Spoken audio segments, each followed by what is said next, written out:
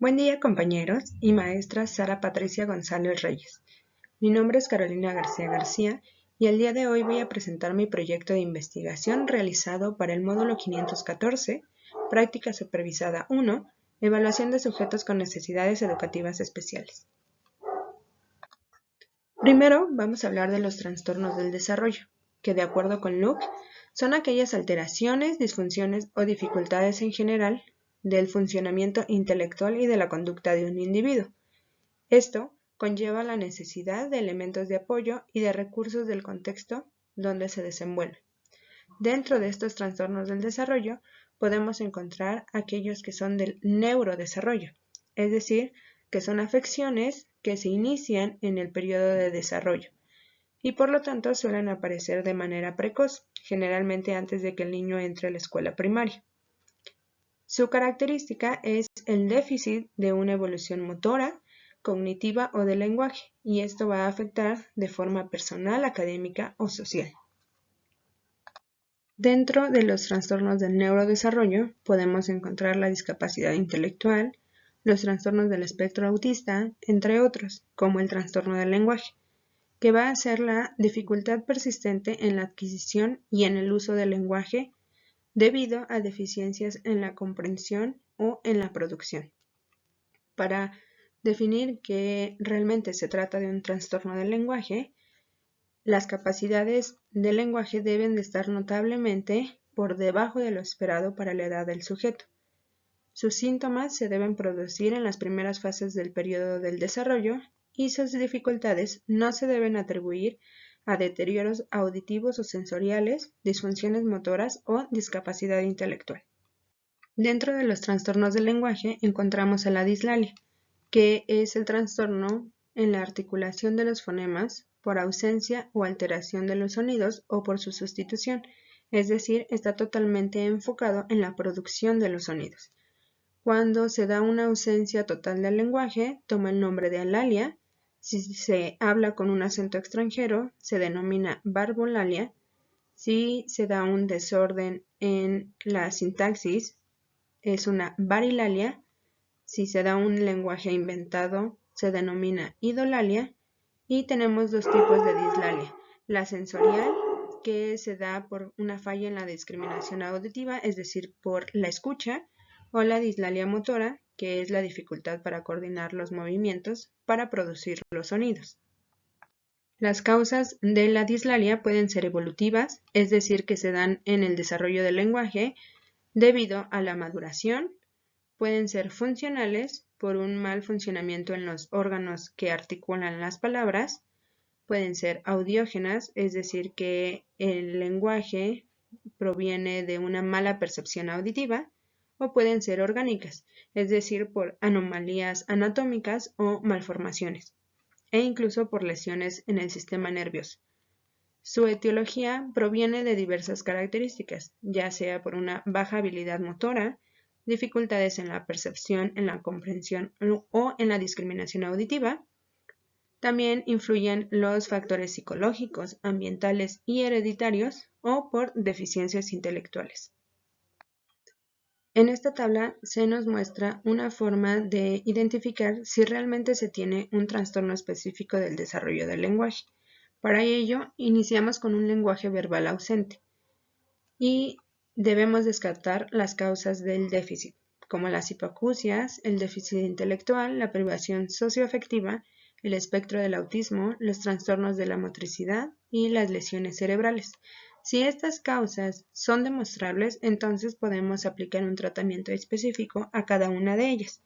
Sin embargo, si no lo son, entonces se requiere realizar una evaluación clínica para el diagnóstico y clasificación de las formas del trastorno del lenguaje. Si una vez que se da la valoración se encuentran alteraciones solo fonológicas, entonces obtenemos un retraso simple del lenguaje.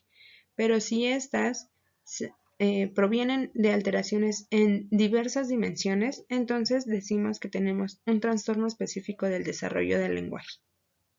Por lo que es importante considerar que estos trastornos del desarrollo requieren un diagnóstico psicológico totalmente personal.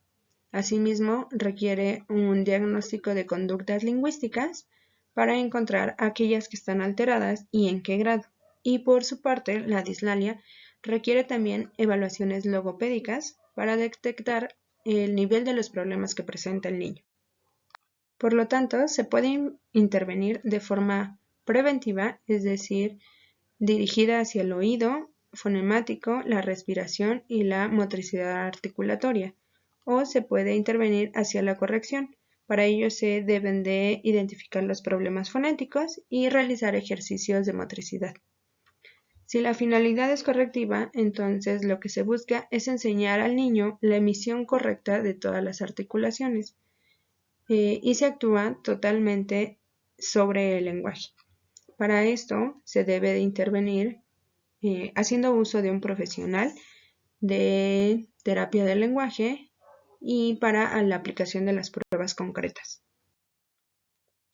Para este caso, nuestro participante es un niño de 6 años, masculino, que radica en el estado de Ecatepec, en México, y que tiene un diagnóstico de dislalia funcional.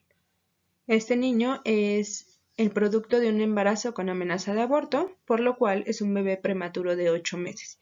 Es hijo único que vive con su madre, sus abuelos y su tío, y está diagnosticado con dislalia funcional desde los 5 años. Asiste actualmente a primer grado de primaria y ya se le había brindado atención a partir de terapias de lenguaje.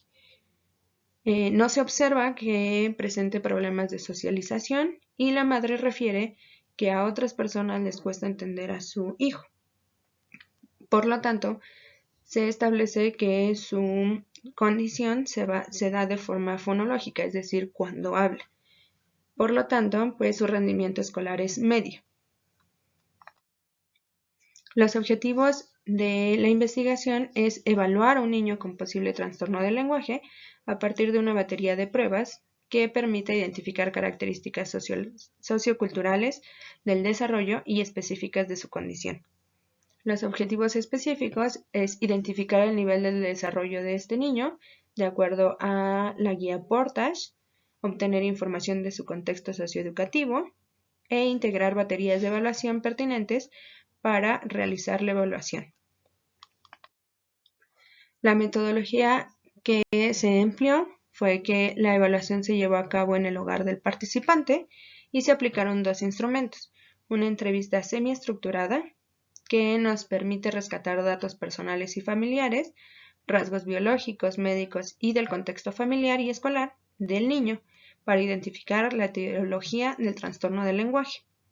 Y se aplicó un segundo instrumento que es el inventario de desarrollo Portage, que nos ayuda a registrar el proceso del desarrollo del infante de acuerdo a los objetivos que logra de este inventario.